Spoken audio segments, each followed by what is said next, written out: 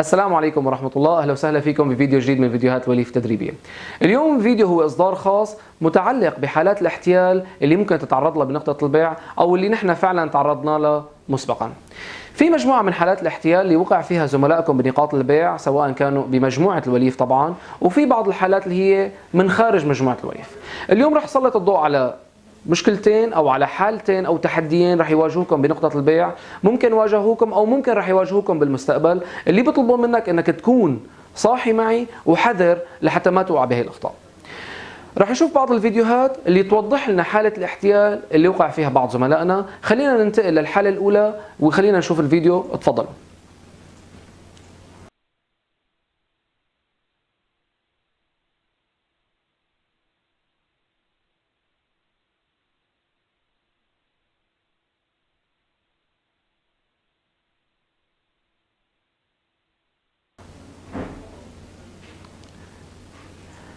طبعا مثل ما شفنا نحن هون، هذا الفيديو هو عم يحكي عن حالة عدم انتباه وقلة حرص من البائع من خلال انه هو اعطى ظهره للزبائن وخلى حرية التعامل للزبون.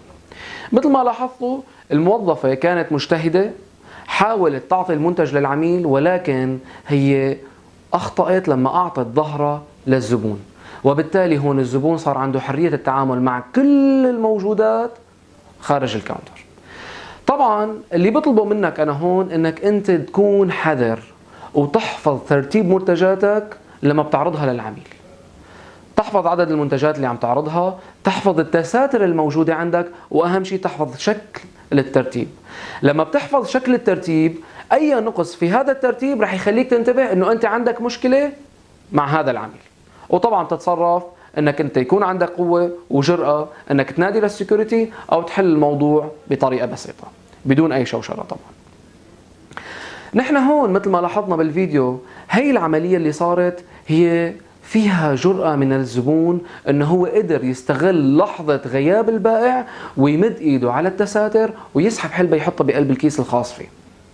تذكروا شباب كيف تكونوا حريصين انك تحفظ المنتجات الموجودة، والأهم من هيك لما بتعرض منتجات للعميل تحصر هاي المنتجات بأربع خمس منتجات حتى أنت تحفظ شو عرضت للزبون. يعني لما بتعرض طقم اكسسوار أو لما بتعرض طقم من 4 حبات عطر، لا تزيد عن الأربع 5 حبات، لأنه أنت رح تنسى شو عرضت، وممكن الزبون تكون إيده سريعة وياخذ منتج يحطه بقلب الكيس، وقتها أنت رح تخسر. هي بالنسبة للحالة الأولى. أما خلينا ننتقل للحالة الثانية واللي هي الحالة الأصعب اللي عم يكون فيها خسارة منتج وخسارة مبالغ نقدية. تفضلوا خلينا نشوف الفيديو الثاني.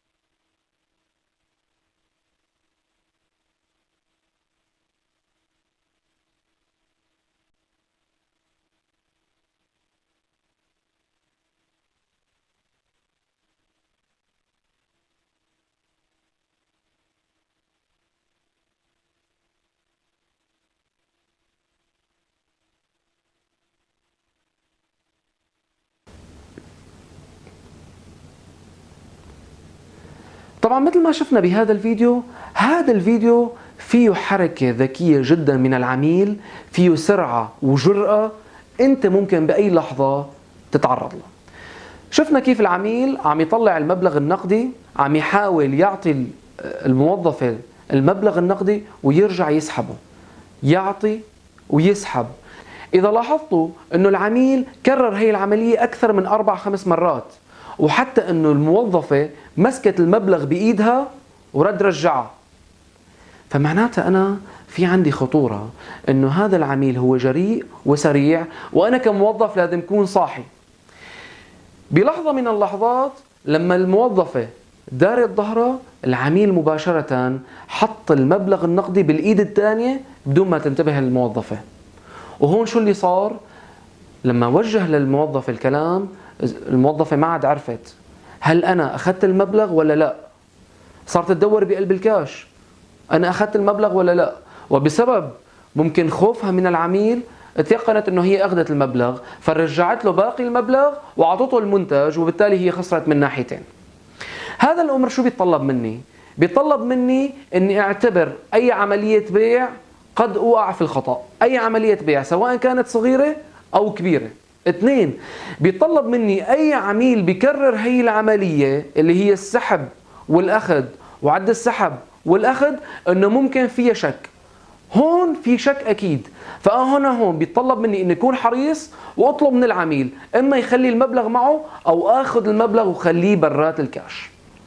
شباب، هاي النقطة حالة كتير مهمة وتكررت أكثر من مرة في مجموعة الوليف وخارج مجموعة الوليف. فيكم تشوفوا كتير فيديوهات عن هاي الحالات على اليوتيوب. فأنا شو مطلوب مني؟ المطلوب مني 3 أمور أساسيات. بداية ترتيب الكاش.